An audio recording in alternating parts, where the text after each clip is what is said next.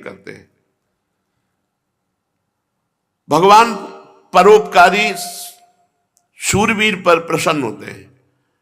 जो जैसे कुछ अमंगल कार्य हो रहा है, आप बीच में कूद पड़े और बचा लिए, किसी माता बहन को कोई गलत दृष्टि से देख रहा है या किसी असमर्थ को कोई छीन रहा है, तो उसमें कूद पड़े और अपने ऊपर प्रहार सह करके बचा लिए, भगवान बहुत प्रसन्न होंगे। पर जो विचारवान होकर शरीर राग त्याग कर देता है, भगवान उससे सबसे ज्यादा प्रसन्न होते हैं।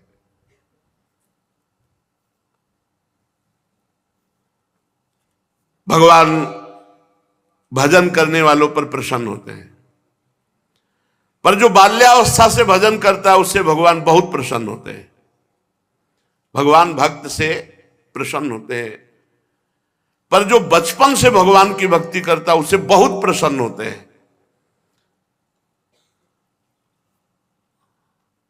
अब भगवान क्रोध किस पे करते हैं? जिसके पास बहुत धन होता है और वो केवल अपने भोग में ही प्रयोग करता है, भगवान उस पर क्रोधित होते हैं। जो धनी हो करके भी गरीबों के खून चूसते हैं, उन पर भगवान विशेष क्रोधित होते हैं। कैसे गरीबों के खून चूस? लेबर है, खूब मेहनत करवा रहे हैं, वो बेचारा कर रहा है, अब उसको समय से पैसा नहीं दे रहे, कम पैसा दे रहे, नहीं दे रहे, ये खून चूसना हुआ, खून पसीने की कमाई, ऐसा होता है। ऐसे लोगों पर भगवान बहुत नाराज होते हैं। भगवान क्रोध करते हैं उस पर जो लोभी होकर के, धनी होकर के, महान धनी है पर वो अपने भोग सामग्री को किसी पर हित नहीं करता, तो भगवान को गुस्सा आता है। हमने इतना तुम्हें दिया है परोपकार के लिए, लेकिन जो धनी होकर गरीबों को चूसता है, भगवान उस पर विशेष क्रोधित होते। जैसे भजन करता है तो भगवान प्रसन्न होते, पर बचपन से जो भजन करता है उस पर भगवान विशेष प्रसन्न होते हैं। दान करता है भगवान प्रसन्न होते हैं, पर जो गरीब होकर दान करता है भगवान उस पर विशेष प्रसन्न होते हैं। जो दूसरे की रक्षा करता है भगवान उस पर प्रसन्न होते हैं, पर जो अपने शरीर का राग मिटा देता है भगवान उस पर विशेष प्रसन्न होते हैं। दूसरा, भगवान पाप करने वाले पर क्रोधित होते हैं, किंतु जो बुढ़ापे में पापाचरण करता है उस पर अधिक क्रोधित होते हैं।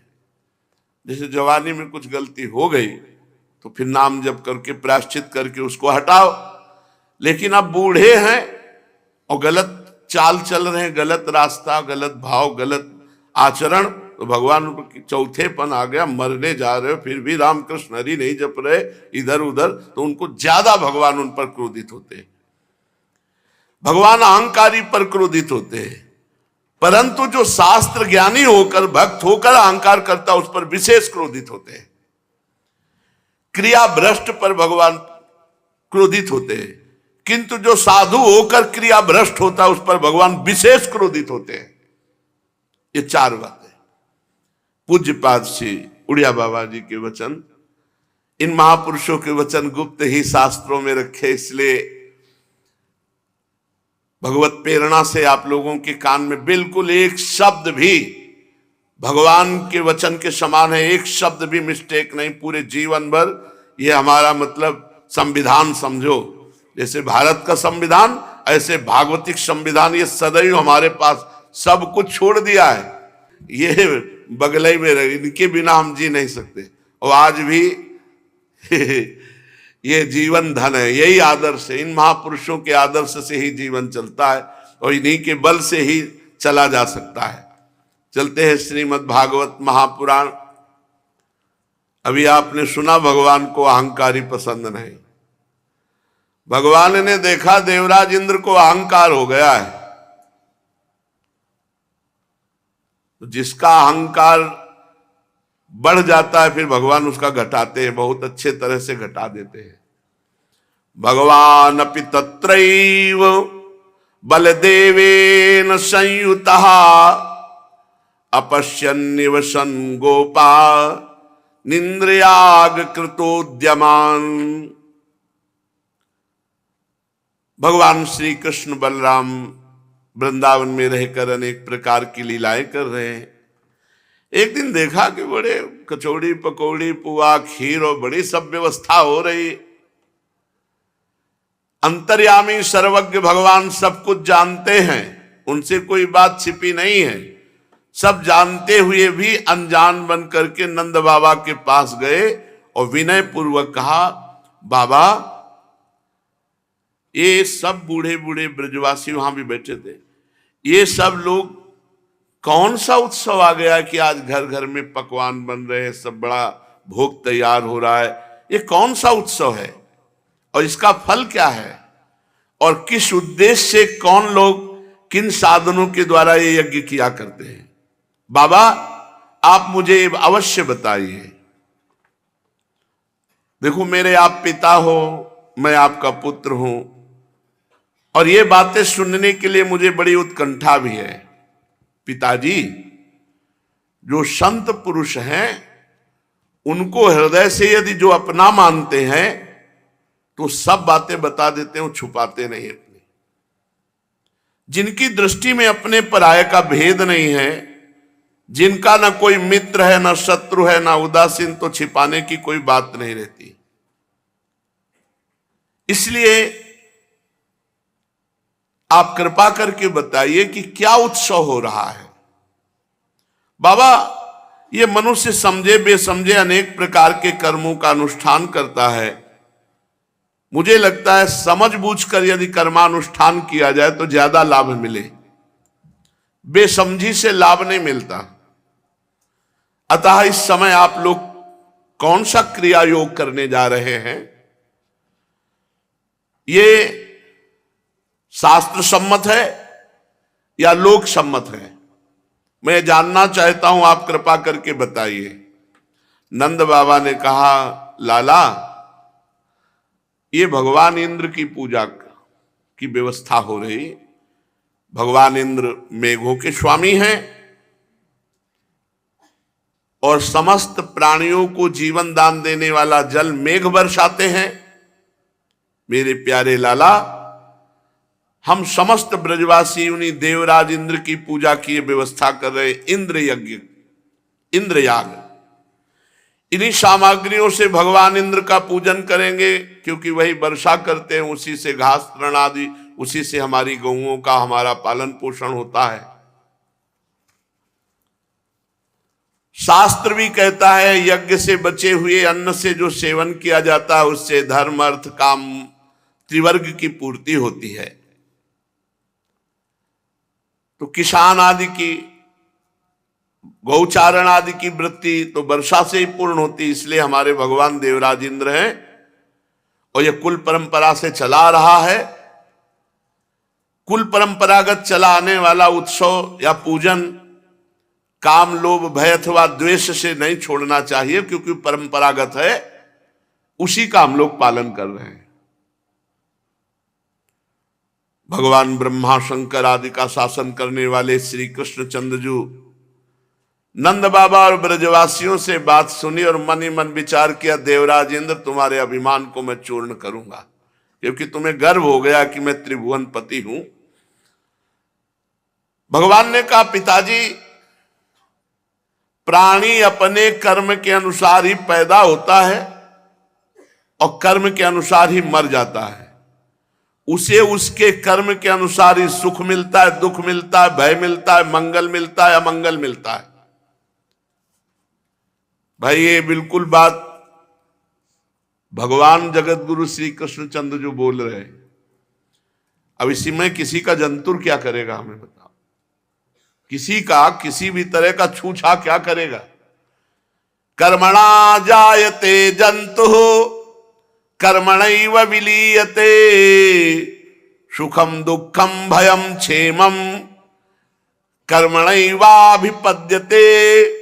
सारा खेल इस मन का है। एक आदमी को जो तुम अच्छा समझते हो बुद्धिमान, 10-20 लोग केवल तैयार हो जाओ अलग अलग, राधेश्याम तुम्हें दिमाग में कुछ हो गया क्या? नहीं नहीं, कुछ लक्षण तो ऐसे लगते हैं कि खसक गए हो, तो मतलब थोड़ा पागल हो गए। आगे फिर तीसरा भी लाओ, ऐसे 10 दिन करो, दंडवत यार कुछ समझ दिमाग में हो गया। उसको लगने लगेगा मेरा दिमाग खराब होने लगा है क्या। जैसा हमारे सामने दृश्य होता है, जैसी बातें होती हैं, वो हमें महसूस होने लगता है। ये केवल मनोयोग है। नहीं, एक आदमी, श्री राघवाश्रम स्वामी जी जो आते थे, वो बता रहे थे कि एक आदमी को डॉक्टर ने कह दिया था कि तुम जल्दी ही मरने वाले हो। उसने भोजन छोड़ दिया, इसी चिंता में एकदम सूख गया। स्वामी जी गए तो घर वालों ने बताया कि ये हालत है इनकी, डॉक्टर ने कह दिया है, होगा कोई रोग। स्वामी जी बड़े विवेकी, बहुत विवेकी थे, बहुत विवेकी, बड़े ही तपस्वी भजलानंदी। उन्होंने कहा, मैं हस्तरेखा देखना जानता हूं, तुम मुझे दिखाओगे? उसे विश्वास था, दिखा दी। बोले वो डॉक्टर ने जो कहा था सही था, लेकिन वो समय निकल गया। बड़े विवेक से मारा कि डॉक्टर की बात अगर हम झूठी कहेंगे तो। उन्होंने कहा डॉक्टर ने जो कहा था सही कहा था, लेकिन वो समय निकल गया, अब तुम सब। बोले सही? बोले हाँ। बोले खाओ, अरे भोजन पान सब टाइम। वो मरणासन में पड़ा था। मनोयोग का बहुत बड़ा प्रभाव होता है। देखो, मनोयोग से हम प्रसन्न है ना, देखो शरीर बड़ा रोगी, बड़ा कष्टप्रद है, लेकिन आनंद है। मनोयोग, कर्मणा जायते जंतु कर्मणैव विलीयते, कर्म का सारा प्रभाव होता है। कुछ किसी का छूछा जादू मंत्र कुछ नहीं करेगा। जैसे मानो हम तुम्हारे मन की बात जान गए, हम अपने मन की 24 घंटा की बात जानते तो कुछ नहीं संभाल पा रहे, तुम हमारे 2 मिनट की बात जान गए तो क्या संभाल दोगे? कोई संभाल देगा? कोई संभला? भगवान की बात समझो। कर्मणा जायते जंतु कर्मणैव विलीयते, सुखम दुखम भयम क्षेमम कर्मणैवाभिपद्यते, अस्ति चेदीश्वर कश्चित। इसमें क्या करेगा ईश्वर? कोई भी हो, देवराज इंद्र हो, लोकपाल हो, कोई इसमें क्या करेगा? कोई कौन काहू के सुख दुख कर दाता, निजकृत कर्म भोग सुन भ्राता। यदि कर्मों को ही सब कुछ न मानकर उससे भिन्न जीवों का कर्म फल देने वाला ईश्वर है, तो वो भी कर्म के अनुसार ही फल देगा, अलग नहीं। उसकी प्रभुता कर्म पे ही चलेगी।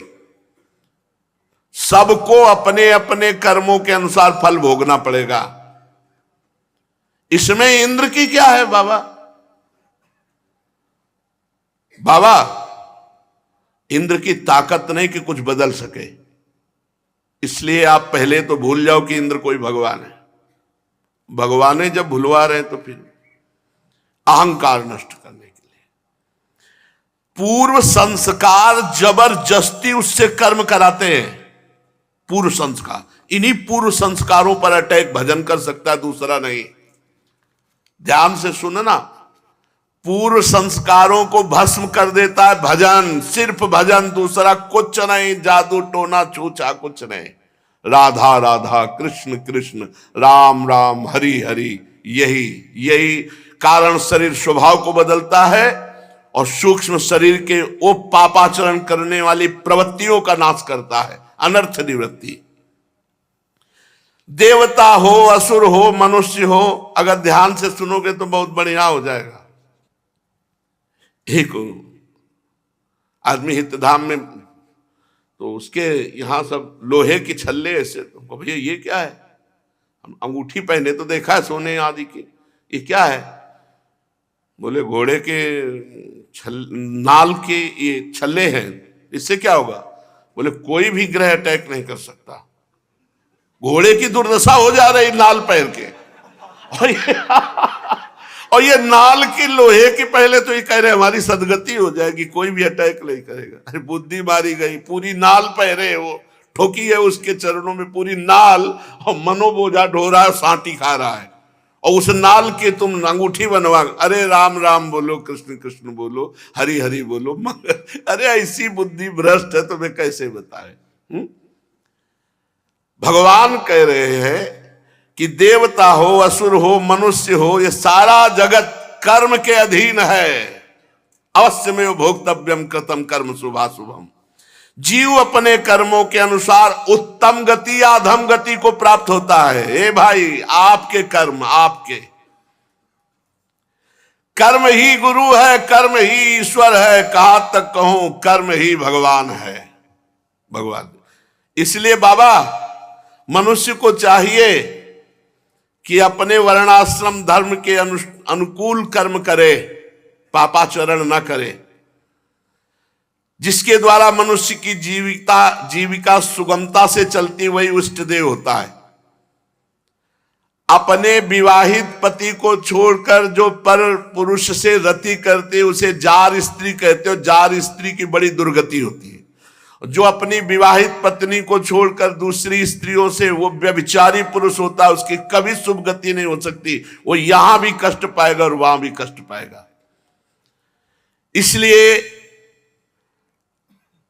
हम सबके आराध्य देव श्री गिरिराज महाराज हैं। आप इनको छोड़कर देवराज इंद्र की पूजा की बात करते हो। बाबा, हमारी जीविका गिरिराज जी से चलती है। कृषि, वाणिज्य, गोरक्षा, ब्याज लेना, ये वैश्यों की चार वार्ता वृत्ति है, अलग अलग वर्ण की। तो हम लोग गोपालन करते आए हैं। बाबा, इस संसार की उत्पत्ति, स्थिति और प्रलय सतोगुण, रजोगुण, तमोगुण के द्वारा होता है। रजोगुण की प्रेरणा से मेघगण सब कहीं जल बरसाते हैं, उसी से अन्न होता है, अन्न से सबकी जीविका चलती। इसमें बीच में इंद्र कहां से आ गया? पिताजी, ना हमारे पास कोई देश है, न राज्य है, न बड़े बड़े नगर के अधीन है। हम वनवासी हैं, ये पहाड़ पर्वत ही हमारे घर है। इसलिए हम लोग गौओं, ब्राह्मणों और सबके मंगल के लिए श्री गिरिराज महाराज का पूजन करेंगे, भगवान ने कहा। पीछे गिरिराज महाराज की महिमा सुनी है, मुझे लगता है 2 महीने के अंतर्गत ही हुआ होगा, 2-2.5 महीने हुए होंगे, 1 महीना। हाँ, गिरिराज जी महाराज की बहुत पावन महिमा। इंद्र का यज्ञ बंद, अब गिरिराज जी का पूजन होगा। खीर, हलवा, पूरी और मूंग की दाल, ब्रज का सारा दूध एकत्र कर लिया जाए। सब इन पदार्थों से गिरिराज महाराज का अभिषेक होगा और गिरिराज महाराज का भोग लगेगा। भांति भांति के अन्न, गौएं, दक्षिणाएं, ये सब ब्राह्मणों को दान की जाए और सब ब्रजवासी मिलकर के जो भोग लगे वो प्रसाद पाया जाए और गौओं को हरी हरी घास, और फिर सब मिलकर के गिरिराज जी की परिक्रमा दें। भगवान ने ऐसा आज्ञा किया। खूब प्रसाद खा पीकर, सुंदर सुंदर वस्त्र पहनकर, सज धज करके, चंदन लगाकर गौ, ब्राह्मण, अग्नि तथा गिरिराज गोवर्धन की प्रदक्षिणा की जाए। पिताजी, मेरी ऐसी सम्मति है। देखो, भगवान अभी 7 वर्ष के हुए हैं, लेकिन इतना बड़ा प्रभाव है कि कुल परंपरागत देवराज इंद्र के याग को रोक दिया और गिरिराज महाराज के किसी ने भी संशय नहीं किया। सब ब्रजवासी एक स्वर में बोल उठे, जो कन्हैया कह रहा है वही होगा। परीक्षित भगवान काल के भी शासक है। इंद्र का घमंड चूर चूर कर देने के लिए भगवान ने लीला रची। नंद बाबा आदि गोपों ने बड़ी प्रसन्नता प्रकट करते हुए, हां, ऐसा ही किया जाए। अब भगवान श्री कृष्ण ने जिस प्रकार गिरिराज गोवर्धन के पूजन की बात कही गई थी, पहले ब्राह्मणों को बुलाया गया और गिरिराज महाराज की तलहटी पर स्वस्ति वाचन हुआ। फिर जो सामग्री थी, क्या संपूर्ण ब्रजवासी जन अपनी अपनी गाय का दूध लाए थे। अरे कितना अपार दूध ग्रास, सबसे गिरिराज जी का पूरा अभिषेक हुआ, पूरे गिरिराज जी का, क्योंकि सब 84 को उसके ब्रजवासी जो जहां से वहीं से अभिषेक कर रहे गिरिराज जी का। और फिर बहुत सी भोग सामग्री, खीर, पुआ, कचौड़ी, पकौड़ी, विविध सामग्री। भगवान ब्रजवासियों को सुख देने के लिए एक रूप में बाबा के साथ सब भोग अर्पित कर रहे हैं और एक रूप में खड़े, मैं गिरिराज हूं, और पाना वही पवाने वाले और वही पाने वाले।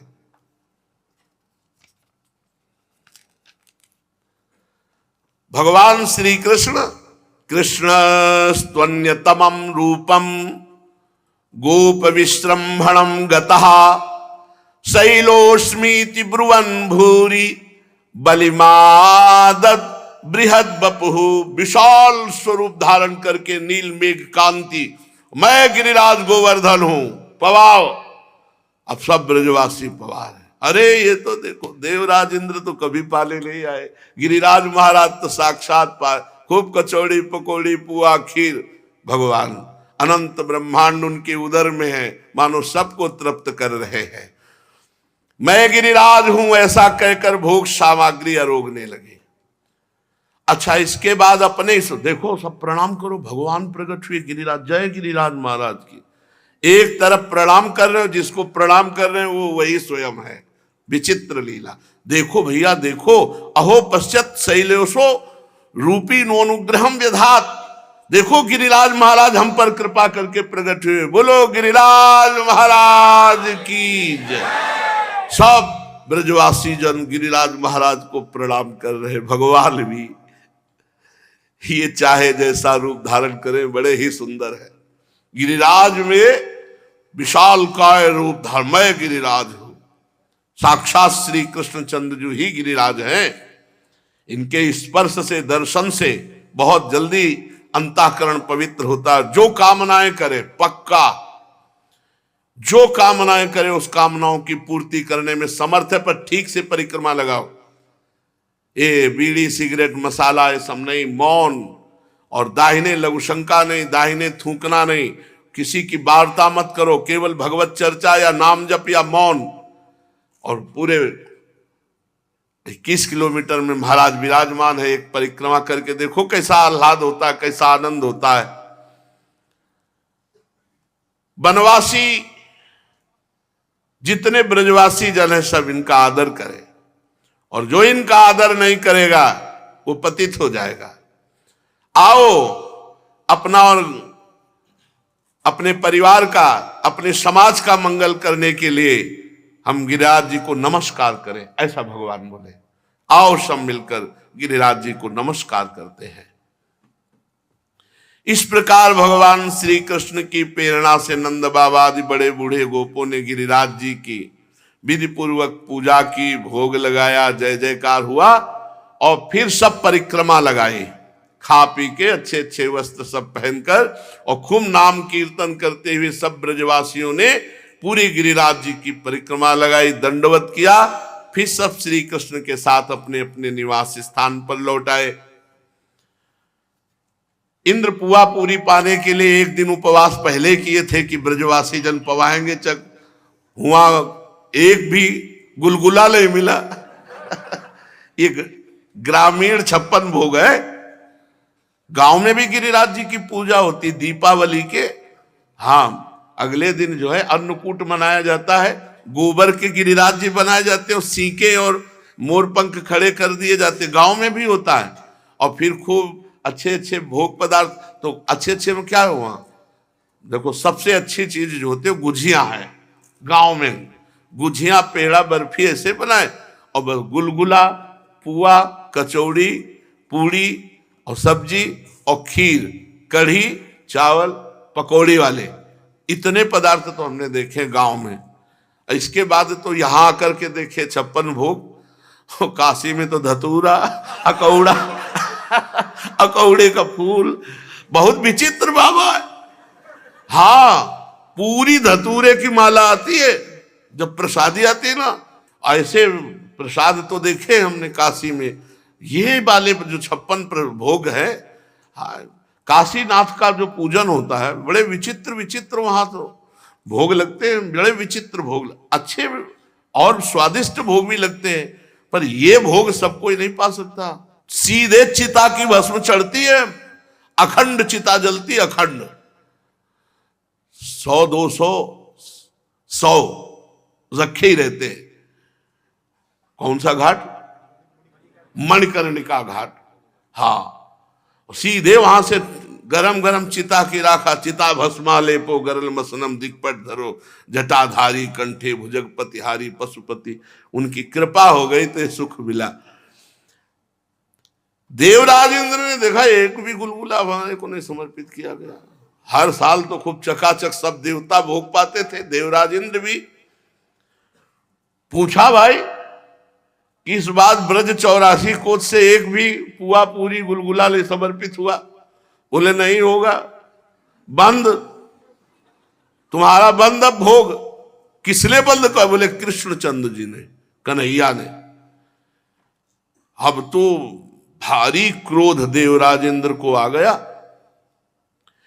इंद्र को अपने त्रिभुवनपति होने का घमंड था, इसलिए भगवान ने उनके घमंड को चूर कर दिया। तिलमिला उठे क्रोध से देवराज इंद्र, और जो सृष्टि का विनाश करने के लिए सांवर्तक नाम के मेघगण हैं, उनके बंधन छोड़ दिए और आदेश किया, जाओ ब्रज को प्रलय रूपी जल से नष्ट कर दो। अब सांवर्तक नामक गण, मेघगण ब्रज पर आ गए। देवराज इंद्र का ग्वाल बालों का इतना घमंड कि हमारा पूजन छोड़ दिया।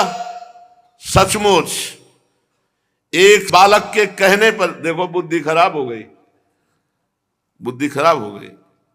और इन असुरों से जब इनकी पिटाई हुई थी ना, तो यही सब ब्रह्मा जी के पास जाके अवतार के लिए प्रार्थना किए थे। बड़े स्वार्थी देवता है। जरा सा कचौड़ी पकौड़ी गुलगुला नहीं मिले तो भगवान को अपशब्द बोलने लगे। अरे एक दिन भूखे रहते तो क्या है? वाचालम बालिशम स्तब्धमज्ञम पंडितमानिनम कृष्णम मर्त्यमुपाश्रित गोपो में चक्र प्रियम। ए वाचालम बहुत बोलने वाला, बालिशम नादान, स्तब्धमज्ञम अभिमानी, पंडितमानिनम अपने को बड़ा ज्ञानी मानने वाला, मृत्यु का शिकार, मुझ देवराज इंद्र की अवहेलना कर दी। ऐसी वर्षा करवाऊंगा कि सब पशु पक्षी, सब स्त्री पुरुष सब मर जाएंगे केवल वर्षा में ही। मोटी मोटी खंभे की धार, बूंदे नहीं, ऐसे।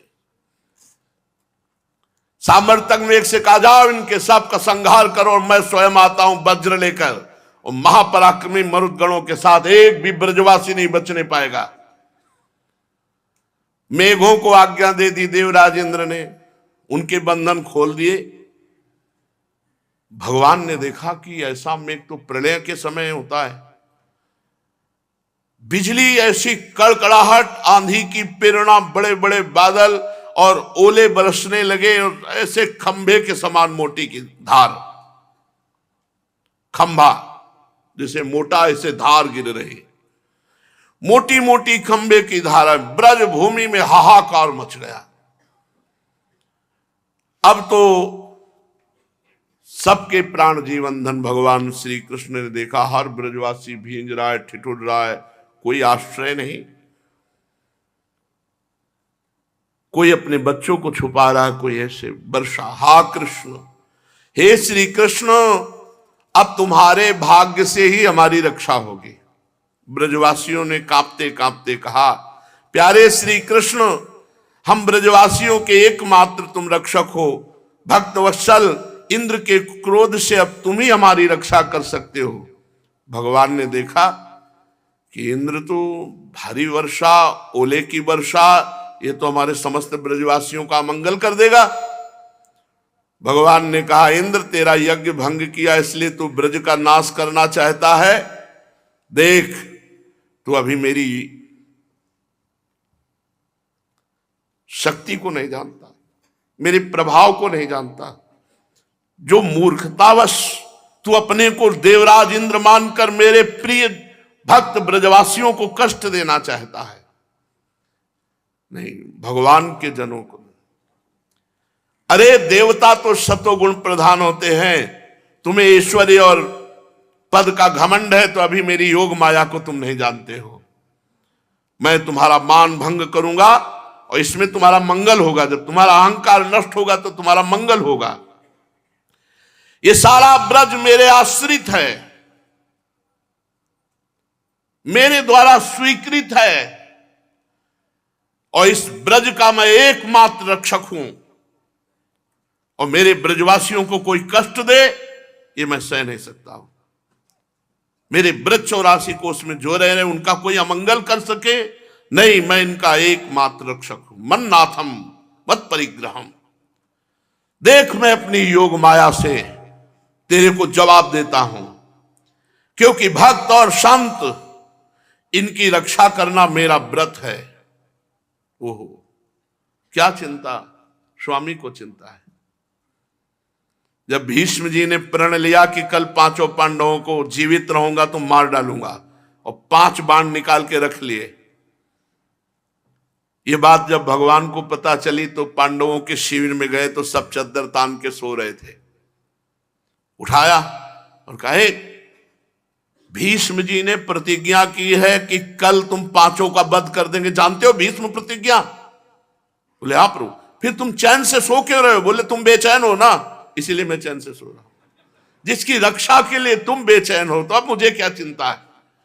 भगवान अपने भक्त और संतों का रक्षा करना व्रत ये स्वयं उनका, इसलिए तस्मान मच्छरणम गोष्ठम मन्नाथम मत परिग्रहम गोपाए स्वात्म योगे ने स्वयं में व्रताहिता। हमें क्या पुकारना कि आप हमारी रक्षा करो, उनका खुद व्रत है ये शरणागत मत शरणम, जो मेरी शरण में है, जो शांत है, जो भक्त है, उसकी रक्षा करना ये मेरा व्रत है, मेरा प्रण है। शक्रदेव प्रपन्नाए तवास्मीति चयाचते अभयम सर्वभूतेभ्यो ददाम्ये तद व्रतम मम। एक बार जो मेरी शरण में आके कह दे हे हरि मैं आपका हूं, उसका ठेका ले लेता हूं, मैं पूरे जीवन का ठेका ले लेता हूं। भगवान कहते ये मेरा व्रत है। ददाम्ये तद व्रतम मम सर्वभूतेभ्यो अभयम, चराचर जगत से उसे अभय कर देता हूं। अगर ऐसी बात सुनकर भी भगवान की शरणागति की इच्छा ना हो तो समझना चाहिए बहुत कठोर हृदय है। एक बार जो वचन की भी शरणागति ले लेता है भगवान उसे नहीं छोड़ते। पर निर्भय निश्चिंत निश्चोक तभी होता है जब हृदय से शरणागत हो जाता है, भगवान उसकी जिम्मेवारी ला। तस्मात् मत शरणम गोष्ठम मन्नाथम मत परिग्रहम। भगवान कह रहे मैं व्रतम आहिता, ये मेरा व्रत है, ये मेरा भगवान का व्रत है, बस वही रक्षा करते हैं। भगवान समस्त ब्रजवासियों से कहा आओ, जिन गिरिराज जी को तुमने भोग लगाया वही तुम्हारी रक्षा करेंगे। सब ब्रजवासी एक दूसरे को पुकार करके ब्रज 84 कोष में एक क्षण में समाचार, सब गिरिराज जी की तलहटी में चलो। और भगवान गिरिराज जी के समीप जाकर जैसे बरसाती छत्ते को, बरसाती छत्ता देखा है जब पानी बहुत गिरता है तो ऐसे छोटे छोटे निकलते हैं, ऐसे जैसे बच्चा कोई बरसाती छत्ते को उखाड़ करके हाथ में ले ले, ऐसे भगवान गिरिराज गोवर्धन को वैसे उठा लिया। ऊपर से सुदर्शन चक्र का तेज, एक बूंद भी पानी ब्रज में नहीं। नीचे भगवान शेष जी ने ऐसा रज में घुसकर अपने आप को मेड़ बना ली कि गिरिराज गोवर्धन की तलहटी गुफा में एक बूंद पानी नहीं। ऊपर सुदर्शन चक्र, नीचे भगवान शेषनाग अपने शरीर की बाउंड्री में, और ब्रजवासी सब अंदर। सोचो भगवान की योग माया का प्रभाव। 84 कोष में रहने वाले ब्रजवासी, गऊ बछड़ा सब गिरिराज गोवर्धन को भगवान अपनी इस अंगुली पे धारण किए हुए 7 दिन 7 रात्रि।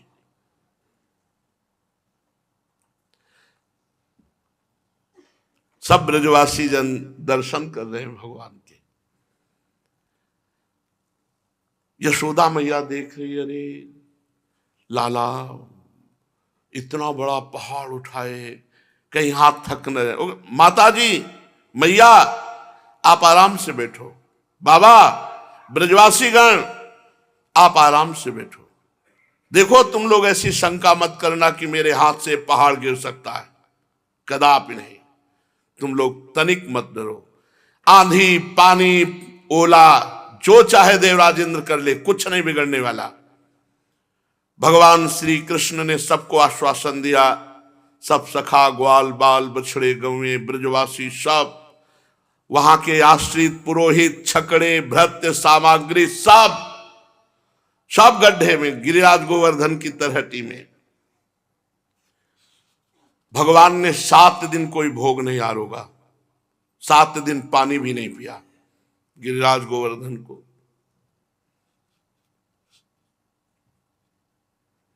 7 दिन 7 रात खड़े रहे, न कुछ खाना